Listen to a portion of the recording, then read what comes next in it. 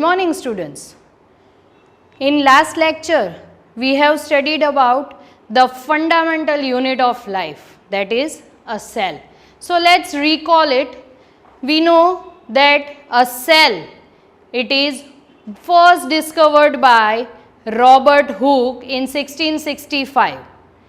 It is a Latin word which means a little room. Okay, that's why he gave the name cell. Cell has mainly three components, that is a cell membrane which is a border, the jelly-like structure inside the cell, that is a cytoplasm, and in the middle of the cell the spherical structure, nucleus. Previously we studied that on the basis of number of cells, there are two types of organisms, that is unicellular organisms and multicellular organisms. So the organism which is made up of only one cell is known as unicellular organism. For example, amoeba, paramecium, chlamydomonas, bacteria, etc.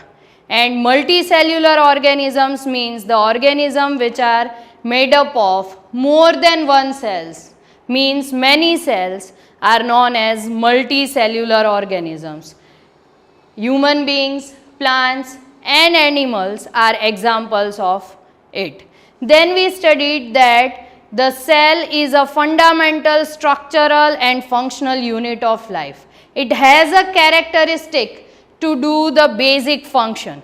So how can it perform the basic function? And the answer is it has the cell organelle to do different functions. So we started studying about the plasma membrane. Plasma membrane is also known as cell membrane as well as selectively permeable membrane, as it selects which substance to enter the cell and which substance to exit the cell. And this is done by the process of diffusion. Let's recall the definition of diffusion. It is the movement of substance from the region of higher concentration to the region of lower concentration. So through diffusion, the gases like carbon dioxide and oxygen can come inside or go outside of the cell. Then we studied about osmosis. We have just seen the definition of osmosis, that water molecules can enter or exit the cell through the process of osmosis. So the definition of osmosis, let's see again. Osmosis is the movement of water molecules from the higher water concentration to the lower water concentration through a selectively permeable membrane till the equilibrium reach. So now let me explain you each and every word of this definition. The movement of water molecules means water molecules will move where to where? From higher water concentration to lower water concentration. Through which? So through the selectively permeable membrane. We know that plasma membrane is known as selectively permeable membrane till the equilibrium is reached. Equilibrium means till the both side the water molecule is having same amount, right? So let's understand this by following example.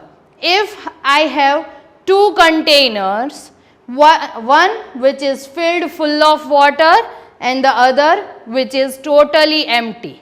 Now what I am doing is, in middle of this both container, I am joining a pipe. So what happens? Yes, you all are right. Water from this side will come here and fill this container. Till what it will fill? It will fill the container till the equilibrium reach, means till half of the water will come inside this container. So in both the container now water is in equal amount. So it means equilibrium is reached. So again let's revise the definition of osmosis.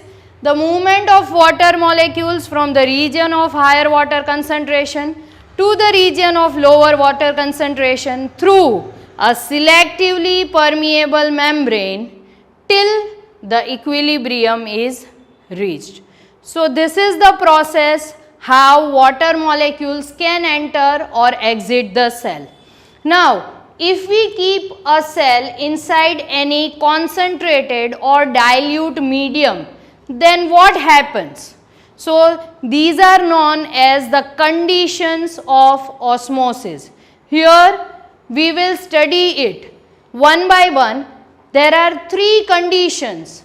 There are three types of solutions if we keep a cell inside any solution. So there are three types of it, that is hypotonic solution, isotonic solution and hypertonic solution.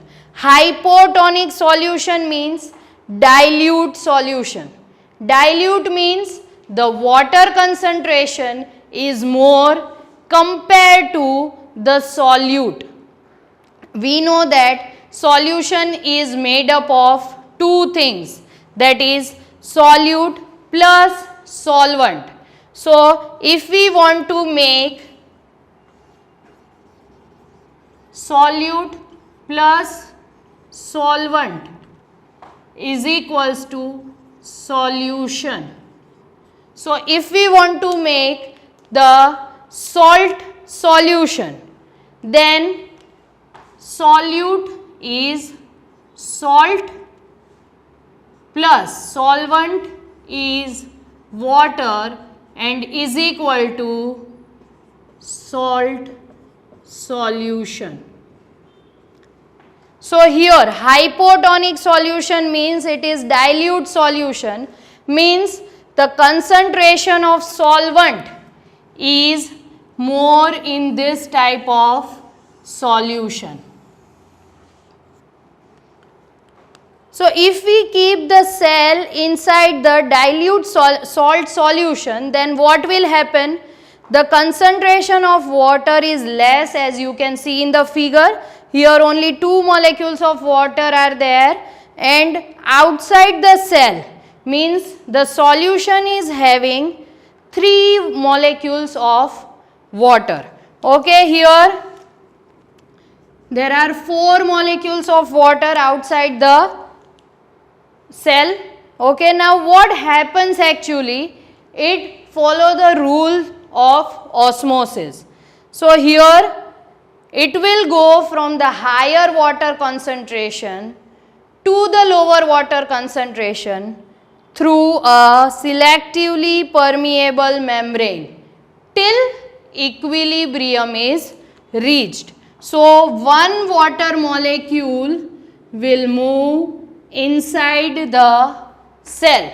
So both inside the cell there are 3 water molecules now, and outside the cell there are 3 water molecules now. So equilibrium is reached.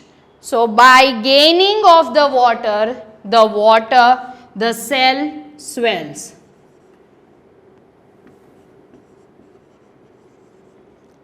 Cell swells by gaining water. So there are movement of water molecules inside to the outside and outside to the inside, but the ratio of water molecules which is coming from the outside to the inside is higher. That's why the cell will swell up and it gains the water. The another condition is isotonic solution, means the solution is containing the same concentration of solute and solvent as the cell has So what happens here, we can see the water molecules inside the cell is 2 and the water molecules outside the cell is also 2. So there is no net movement of the cell, there is no net movement of the water molecules here. So the size of the cell remains same. So we can say that no change in the size or shape of the cell. Now the third condition, that is hypertonic solution. Hypertonic solution, here what we are doing is we are keeping it in hypertonic solution. Hypertonic solution means concentrated solution.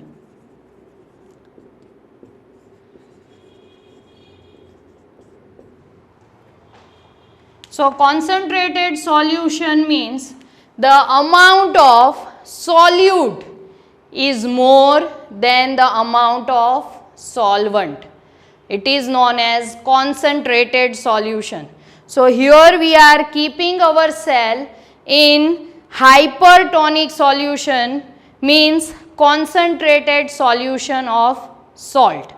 Means water molecules are more inside the cell compared to outside the cell. Here you can see there are 4 water molecules inside the cell and outside the cell there are only 2 water molecules. So this is just the examples for better understanding.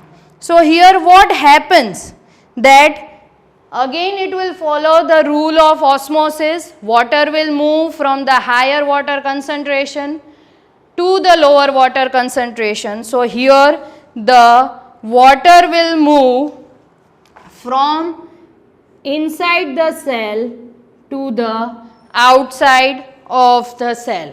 So both till when it will move? Till the equilibrium reaches. So both the cell as well as the outer surrounding have the same water concentration, that when one molecule of water will move outward, both the cell, inside the cell there are 3 molecules of water and outside the cell there are also 3 molecules of water. So this is known as hypertonic solution. So students, let's revise all these 3 types of solution. Hypotonic solution, it is dilute solution, means the solution is having more higher water concentration than the cell. That's why the cell gain water from the surroundings and it will swell. Second is isotonic solution, means here the water concentration both inside the cell as well as in the surrounding is same. So there is no net movement of water molecules and that's why there is no change in the size or shape of a cell.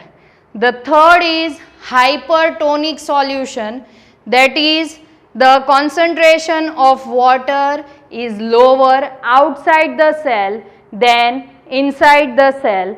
That's why the cell shrinks by losing of water. So osmosis is very much important part of diffusion, through which water will move inside or outside of the cell. What is the practical use of this? Why we studying these things in biology? So here the cell can take oxygen and can remove carbon dioxide through the process of diffusion, and through the process of osmosis the roots of the plant can take the water from the soil, and as well as the unicellular organism like amoeba, paramecium, they can gain water by the process of osmosis. We know that these organisms generally live in fresh water. They do not have mouth. Then how can they take the water from the outside? So this is the process known as osmosis, through which the unicellular organisms take water. That's why diffusion and osmosis is very important in living world. So we were studying about plasma membrane. It is known as selectively permeable membrane and cell membrane. It has some characteristic. It is flexible, means it can, as we have seen in osmosis, that it can shrink as well as swell. So it is very flexible, and due to its flexibility, the unicellular organism, amoeba, can engulf the food from its surroundings. So this process is known as endocytosis. Once again I am repeating, endocytosis is the process of engulfment of food from the surroundings of amoeba. As the plasma membrane of amoeba is flexible, it can easily engulf the food. Then plasma membrane is made up of lipids and proteins. So lipids are the main component of living cell. Okay, it is generally insoluble in water. Okay, and we know proteins, which are made up of chains of amino acids, which itself made up of nitrogen. Then the plasma membrane can only be seen under the electron microscope. Remember that we have studied that in 1940 there was a discovery of electron microscope. So after 1940 we were able to see the plasma membrane under the electron microscope.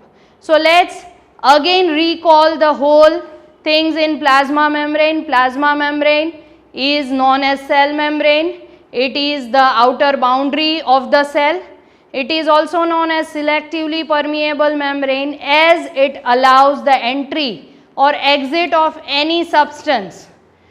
Okay, and this it will do by the process of diffusion or osmosis. It is flexible, and due to this character, the amoeba can engulf its food from the surroundings.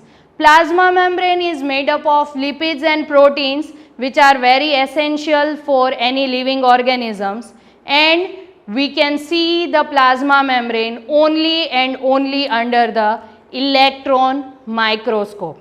Now let's move towards the next topic of our chapter, that is the cell wall. So again you will ask, ma'am, what is the difference between cell membrane and cell wall? So let's recall what you have studied in standard 8th. In 8th standard you studied that a plant cell has an extra rigid layer or covering, which is known as cell wall. So here cell wall, it is present only and only in plant cell. Animal cell do not have a cell wall. Cell wall, it is a rigid outer covering on the plant cell. It is made up of cellulose. We know that cellulose is very hard to digest. That's why generally herbivores eat the grass and they can easily digest this cellulose. We as a human beings, it is very difficult to digest the cellulose. So here the cell wall is made up of cellulose. What is the function of this cell wall? So the function of this cell wall is to provide structural strength to the plants. Means plants can easily withstand the changes in the surroundings. Okay, because of presence of cell wall. What are the changes? We know that there is a good temperature in the surrounding. Suddenly it rains. Sometimes it is very cold. Sometimes it is very hot. So these are the changes in the surroundings. As it rains, we can take an umbrella or we can go into shelter. But the plants cannot move from their place. So God has given this rigid outer covering to the plant cell, which is known as cell wall. So it is giving structural strength to plants. Means as cell wall is present in the plant cell can shrink or swell, it will not broken. So thank you students for watching. The next topic we will cover in next lecture.